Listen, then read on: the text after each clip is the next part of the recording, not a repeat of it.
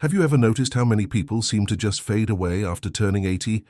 Even those who were active, sharp, and full of life not too long ago can experience a sudden decline. This raises an important question. Why does this happen? Most people think it's just genetics or luck, but that's far from the full picture. In this video, we're going to talk about 5 unexpected reasons, ones hardly anyone mentions, that help explain why so many older Australians struggle to stay healthy and vibrant past their 80s. And we're not talking about the usual suspects like diet, smoking, or lack of exercise. These are more subtle, more hidden, and often overlooked, even by those who've always taken good care of their health. The good news? Once we understand what's really going on, we can take action, even well before we hit 80. So if you've ever wondered what really gets in the way of healthy aging, stick with me until the end. These 5 insights could change the way you age and make a real difference. Let's dive in. Number 1, the loss of micro-social engagement. Hardly anyone talks about this, but one of the earliest and most overlooked reasons many older people lose their spark after 80 is the quiet disappearance of something called micro-social engagement. We're not talking about close friendships or family time, although those are important too. We're talking about the little social moments that used to happen almost without thinking.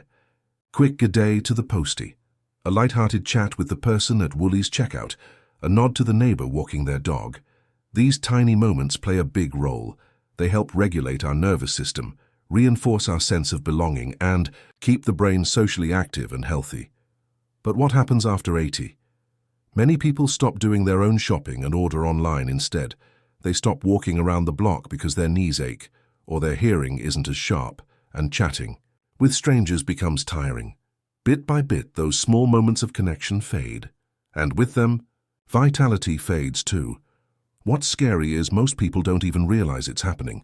They think they're just making life simpler, but without knowing, they're cutting off the very signals that keep the mind sharp, mood lifted, and body tuned into the world.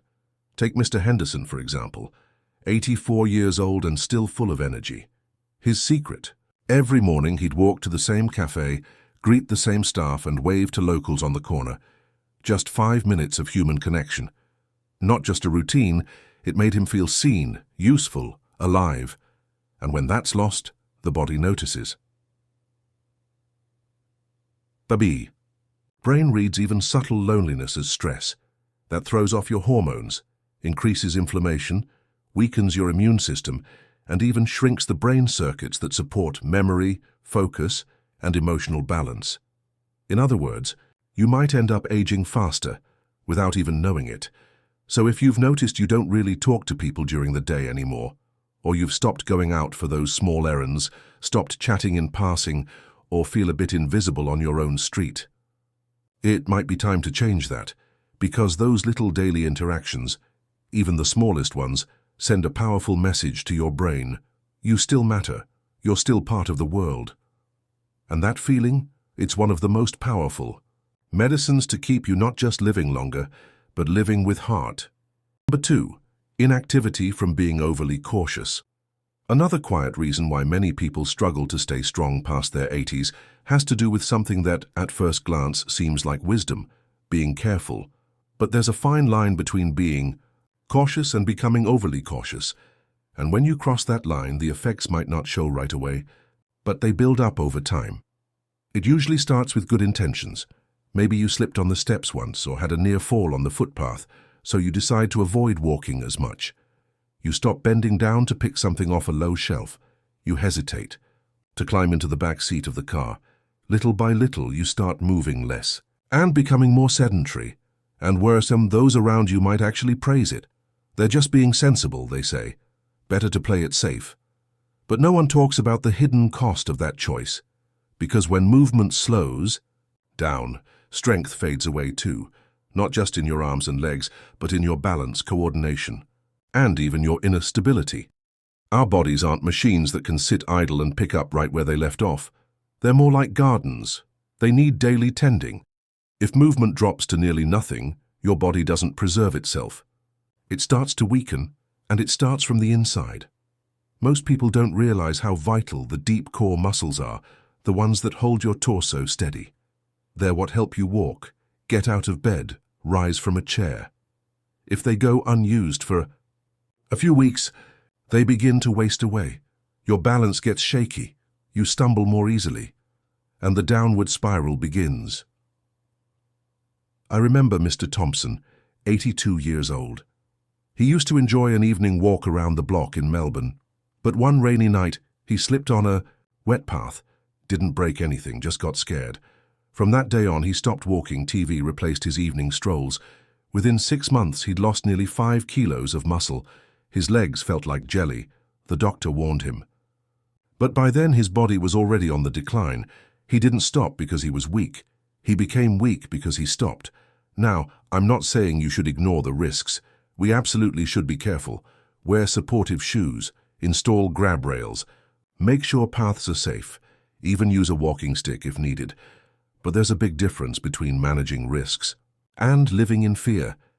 When fear starts controlling your movements, your body starts forgetting how to move. So if you've noticed yourself doing fewer things, not because your body can't handle them, but because you're worried about what might happen, stop and think. Are you protecting yourself or slowly fading away? Living well past 80 isn't just about avoiding falls. It's about staying active, even if it's slower, more cautious, more deliberate. Movement tells your body, I'm still needed. It keeps your brain sharp. It keeps your heart beating with purpose.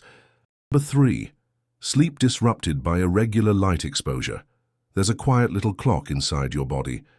It doesn't tick or talk, but it controls almost everything.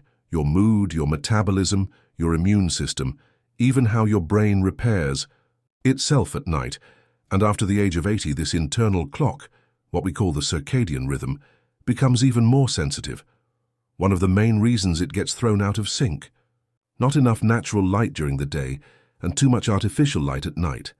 At first, you might not even notice. Maybe you start dozing off on the couch in the afternoon sun, or you go out less when the weather turns chilly. Then at night, the TV stays on a bit longer, your phone glows in your hand, or the bedroom lights stay bright. Each habit might seem harmless on its own, but together they confuse your body about when to be awake and when to rest. Our bodies need daylight to function properly. Morning sunlight in particular signals the brain to wake up. It tells your muscles to get moving, your organs to kick into gear. And at night, darkness triggers melatonin, that gentle hormone that helps us fall into deep, restorative sleep. But if your eyes don't get enough daylight, or if your nights are filled with the blue glow of screens and lights, those signals get scrambled. Your body doesn't know when to switch off, so sleep becomes shallow, fragmented. You wake up several times, or you stay in bed all night, but still rise in the morning feeling like you didn't rest at all. And it's not just about sleep. When your body clock is out of rhythm, your immune system weakens, your mood becomes more fragile, your risk of cognitive issues increases. And let's not forget vitamin D. Your skin needs sunlight to make it. After 80, the skin produces much less of it. So if you rarely go outdoors, your bones, muscles, and immune health suffer even more. I remember Mrs. Barrett, 84 years old. She was always tired, her memory a bit foggy, not quite herself. Her tests, all clear. Her diet, nothing had changed, no new medications. Then her doctor made a simple suggestion. Spend 20 minutes in the morning sitting by the window, curtains open, and avoid screens for at least an hour before bed. 2 weeks later, her sleep had completely changed, and with that came more energy, clearer thinking, and even a brighter mood. It wasn't medicine. It was light. So if you've been spending your days mostly indoors with the blinds closed, or if your evenings are lit up by the TV or your phone, maybe it's time to rethink that. Try stepping outside early in the morning, ideally within the first hour after waking. Even 5 minutes on the balcony or out in the garden can help. Let your eyes and your skin soak up that natural light, and at night, turn things down. Give your body a chance to slow down, to prepare for sleep. Because your body's rhythms aren't just about comfort, they're about survival. What many people forget is, the body doesn't just age with time. It ages with disorganization. When your internal systems fall out of sync, everything starts to slip. Restoring your light signals, respecting your sleep-wake cycle, Honoring your natural rhythm. That's how you tell your body, at 85, we're still on schedule, we're still moving, we're still here. Number 4, when pain is swallowed in silence. Reaching 80 is a milestone, a true achievement. But along with the wisdom and the life stories come losses that younger people can hardly imagine. The loss of a partner, of siblings, of lifelong friends, and, in the most painful of cases, even the loss of a child. The world around you might offer kind words, a hug, a gentle, "I'm sorry." But what most don't see is how these losses don't just live in your memories, they settle into the body. Over time, it's not just sadness anymore. It becomes a quiet habit of keeping everything inside, swallowing the grief. Pretending you're fine, often because you feel like you should be over it by now. Or maybe because there's no one left who truly understands how deep the absence is. But here's a truth that needs to be said. The body never forgets. When pain isn't felt, or spoken, or shared, it doesn't disappear. It hides. And slowly, it starts to weigh you down. Your immune system weakens, sleep becomes harder. Digestion changes, hormones shift, your nervous system stays stuck in quiet tension. All of this happens silently, beneath the surface. On the outside, you may look calm. You might even say, "I'm fine," but if your shoulders feel heavier, if there's a tightness in your chest for no reason, if the light in your eyes doesn't shine quite like it used to, that might be grief, even if you haven't spoken of it in years. I remember Mr. Fletcher, 86 years old. He'd lost his wife after 60 years together. He didn't cry much, said it wasn't his way, that he was all right. But within a year, he'd lost weight, stopped going out, and struggled to sleep. It wasn't illness, it was pain, unspoken grief that never had a place to go. The most important thing to understand is this: emotional pain doesn't need to be loud to be harmful. And when it shows up in the body, we don't always recognize where it's coming from. Those who live past 80 with true vitality often have something in common. They have a safe place to feel. It might be a trusted friend, a journal, a faith that brings meaning, a group that welcomes them, or a therapist who helps untangle the knots in the soul. The method may differ, but the principle stays the same. What is expressed can be transformed. What is hidden becomes heavy. If you've been carrying something inside, not because you want to, but because you didn't know where else to put it, maybe now is the time. Time to open space. Not just for your emotions, but for life to flow back in, because the heart can only carry so much silent pain before it begins to go quiet too. And if you want to keep living, not just breathing, but truly alive, you've got to let your heart feel again. Number 5. The silent loss of daily purpose. One of the most invisible reasons why many people struggle to thrive after 80 is the slow erosion of daily purpose. And we're not talking about some big philosophical life mission. We're talking about the small stuff, the everyday. The reason you get out of bed in the morning with a quiet sense of commitment. Sometimes that purpose is watering the plants before the sun gets too hot, or feeding the neighbor's cat who shows up like clockwork. It all might be writing a letter to your granddaughter, or fixing the back gate that's been squeaking for weeks. Simple things, but they carry weight, because when those small reasons disappear, the days start to lose their shape. Mornings drift in with no urgency, evenings arrive without reflection, and quietly, something inside us begins to dim. The body listens to the mind, and when the mind no longer sees a reason to keep going, the body responds. Appetite fades. Movement slows.